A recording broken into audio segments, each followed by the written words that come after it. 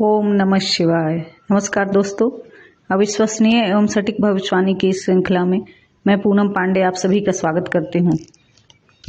दोस्तों, जैसा कि आप सब जानते हैं, मैं अपने प्रत्येक वीडियो में किसी एक कुंडली के बारे में चर्चा करती हूँ और उसमें उपस्थित खास योगों तथा उससे संबंधित घटनाक्रम के बारे में आपसे चर्चा करती हूँ। इसी श्रृंखला में आज मैं फिर आपके सामने एक कुंडली लेकर उपस्थित हुई हूँ। आपके स्क्रीन पे एक कुंडली दिखाई दे रही है। यह कुंडली एक 38 वर्षीय महिला की है और इनके साथ कुछ समस्याएं हैं कुंडली को लेकर, जिनके बारे में इन्होंने मुझसे सलाह मांगी थी और उसका कारण और निवारण जानने के बारे में इच्छा प्रकट की थी। तो सबसे पहले मैं उनकी समस्या के बारे में आपको बता दूं कि इस महिला के एक पुत्र है और इसके अलावा इनका कई बार गर्भपात हो चुका है। कभी प्री मैच्योर बेबी और कभी जन्म के बाद संतान की मौत। इस तरह के 3-4 घटनाएं इनके साथ हो चुकी हैं। थक हार कर अब इन्होंने अगली संतान के बारे में सोचना छोड़ दिया है, क्योंकि बहुत हादसा इनके साथ हो चुका है और अब इनको ऐसी कोई उम्मीद नहीं लगती कि और एक संतान इनका हो पाए। इसी सिलसिले में जानकारी प्राप्त करने के लिए इन्होंने मुझे अपनी कुंडली भेजी, जिनका विश्लेषण मैंने किया और आपसे भी इसकी चर्चा करती हूँ कि ऐसे कौन से कारण हैं जो कि इनको संतान प्राप्ति में बहुत ज़्यादा दिक्कत हो रही है। तो चलिए कुंडली के बारे में और उस योग के बारे में आपसे चर्चा शुरू करती हूँ। सिंह लग्न की यह कुंडली है और इनकी राशि धनु है। दोस्तों, जैसा कि आपको पता होगा, संतान का विचार करने के लिए पंचम भाव में स्थित ग्रह तथा पंचम भाव के स्वामी की स्थिति देखनी बहुत जरूरी है। तो जैसा कि आप देख पा रहे हैं, इनके पंचम भाव में धनु राशि पड़ रही है, तो इनका पंचम भाव का स्वामी गुरु हुआ। पंचम भाव का स्वामी गुरु इनके सप्तम भाव में बैठा है, जो कि मारक भाव है। सप्तम भाव को मारक भाव भी कहा जाता है। यह भाव आयु के लिए अच्छा नहीं माना गया है।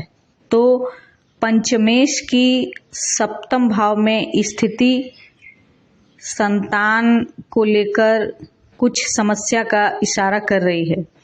इसके अलावा गुरु के साथ ही बुध बैठे हैं, जो कि द्वितीय भाव के स्वामी है और दुर्भाग्य से द्वितीय भाव भी मारक भाव होता है।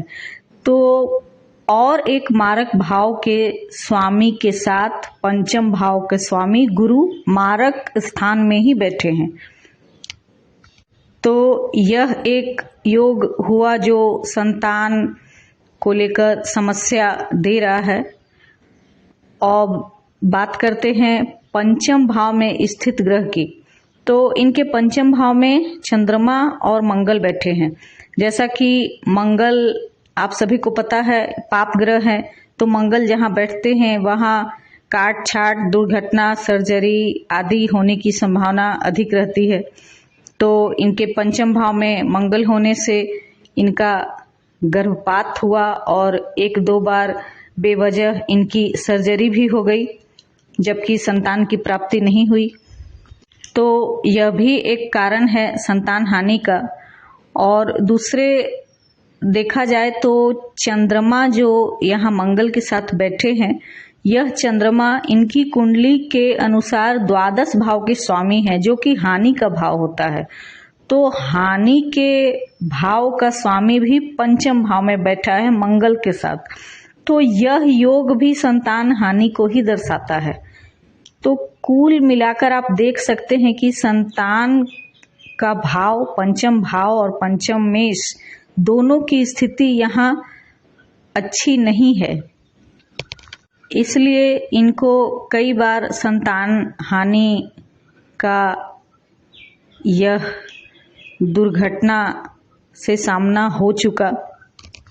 अब इसके निवारण की बात की जाए तो मैंने इनको यह सलाह दी कि यदि आपको और संतान की प्राप्ति की इच्छा है तो उससे पहले आप मंगल और गुरु की शांति अवश्य करवा लें, क्योंकि गुरु यहाँ पंचमेश है जो कि मारक स्थान में बैठे हैं, तो उनकी शांति करवानी आवश्यक है।